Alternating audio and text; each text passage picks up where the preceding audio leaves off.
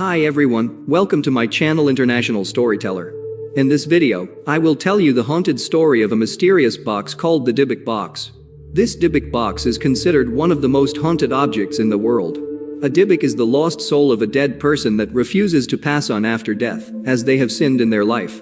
Instead, the spirit lingers around on earth and haunts those who come in contact with them. It is said that the Dybbuk box brought misfortune to those who came in contact with it. The series of misfortune includes accident, lost money, and health problems. Why is the Dybbuk box considered one of the most haunted objects in the world? How does this box haunt those who came in contact with it? In order to know this, let us hear the story. In the city of Portland in the US state of Oregon, there is a guy named Kevin Manis. He is the owner of a small antique shop.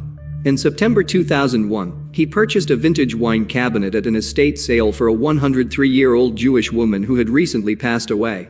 After he purchased the vintage wine cabinet, the granddaughter of the deceased 103-year-old woman approached him. She informed Kevin that her grandmother had been a Holocaust survivor during the genocide of European Jews during World War II. Her grandmother had brought the box with her from Europe when she immigrated to America.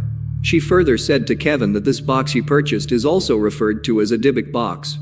Kevin attempted to inquire into why the box had been referred to as the Dybbuk box. But the granddaughter informed Kevin that her grandmother had always kept the box locked in her sewing room and told everyone in the family to never open the box. Her grandmother claimed that a Dybbuk was trapped inside the box. She further told Kevin that her grandmother wanted to be buried with the box, but, due to Jewish tradition, the request could not be fulfilled. Upon hearing this, Kevin attempted to return the box, assuming it must have sentimental value. At this point, the granddaughter became upset with him, even raising her voice and telling him, "You bought it, so it is yours."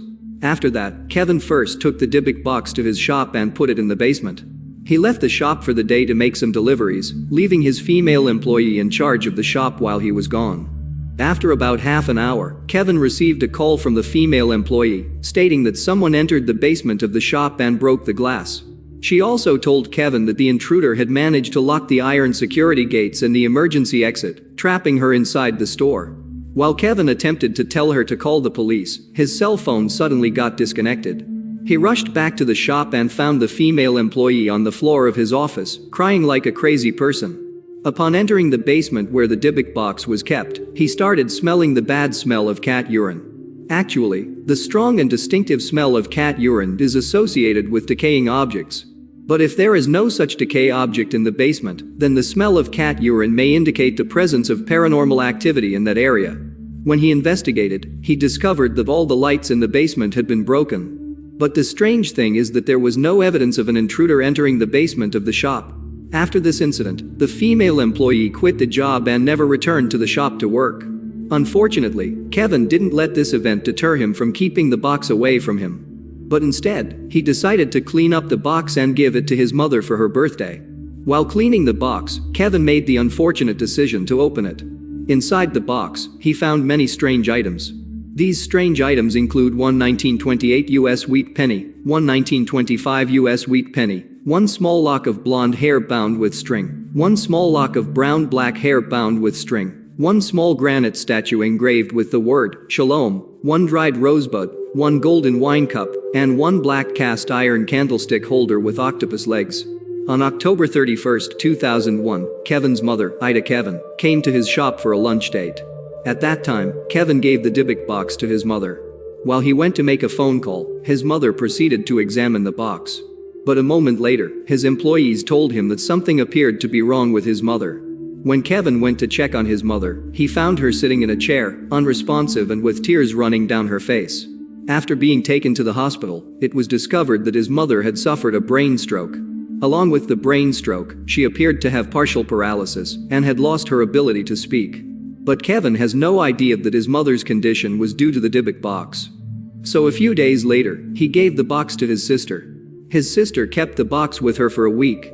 After that, she gave it back to Kevin, saying that the doors to the box kept opening by itself.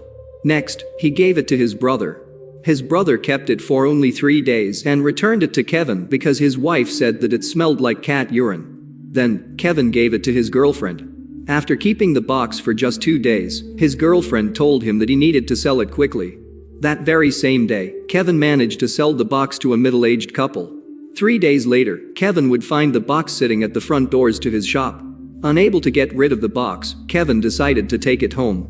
After bringing it home, he began to have a strange, recurring nightmare in which a demonic-looking old woman would beat him. He reported waking from these dreams to find bruises and marks where he had been hit. On one particular night, his sister, brother, and sister-in-law all spent the night at his place. In the morning, all of them reported having the same dream of the demonic old woman. Kevin's girlfriend also later revealed that she had experienced the same dream during the 2 days when the box had been in her possession.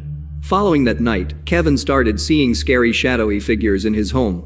Not only him but also any visitors that came to his house also reported seeing the same shadowy figure in his house. In order to stop these strange occurrences in his house, Kevin moved the box into an outside storage unit. This, however, did nothing to stop the nightmares, and the unexplained shadowy figures keep appearing in his home. On one particular night, the smoke alarm went off in the shed. Kevin went to investigate the disturbance, but he found no sign of smoke there, except the smell of cat urine. This is when Kevin decided he needed to do research into the strange box. While searching the internet, Kevin fell asleep at his computer. In his dream, he was visited once again by the demonic old woman. When Kevin awoke, he felt like someone was breathing on his neck, but when he turned around, he saw no one. Immediately, he sat up and saw a huge shadowy figure moving down the hallway from him. By June of 2003, Kevin had had enough of the box and decided to get rid of it and the curse it had brought upon his life. He decided to post the box on eBay. In his ad, he wrote the following message, saying that he wanted to destroy this box, but he can't because he has no idea what he is dealing with. He further says that anyone who understands these kinds of boxes should please buy it and do whatever you want with this box. In June of 2003, a student named Yusuf Nitsky bought the box from eBay. He was a student at Truman State University, located in Kirksville, which is a city in the US state of Missouri. At first, Yusuf Nitsky didn't believe the cursed story of this box. During one party with his friends, he shows off the box to his friends and continues to laugh at the idea of a cursed box. Then, on August 31, 2003, Yusuf Nitsky and all his friends from that party started to suffer unexplained medical illnesses. 3 days later, on September 4, 2003, he discovered the box opening by itself. At that time, the air outside his house was filled with small bugs for several hours. He would also find several dead mice in one of their car's engines. The electronic devices inside the house started to repeatedly malfunction and suddenly die, including their box, toaster, and TV. These strange things continued to happen to Yusuf Nitsky for several months. After having the box for only 8 months, Yusuf Nitsky decided to get rid of it by selling the box on eBay. Then, a guy named Jason Haxton, who works at a local medical museum called the Museum of Osteopathic Medicine, quickly bought the box from eBay. After receiving the box at the museum, computers within the museum started to crash, resulting in the loss of weeks' worth of work. Jason indicated that, prior to obtaining the box, he had never had any health issues. Immediately upon receiving the box at the museum, he started to experience very intense and sudden health problems.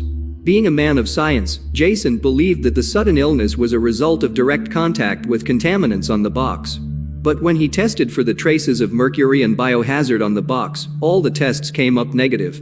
The longer the box remained at the museum, the more unexplained occurrences continued to occur, including light bulbs repeatedly going out and the constant smell of cat urine.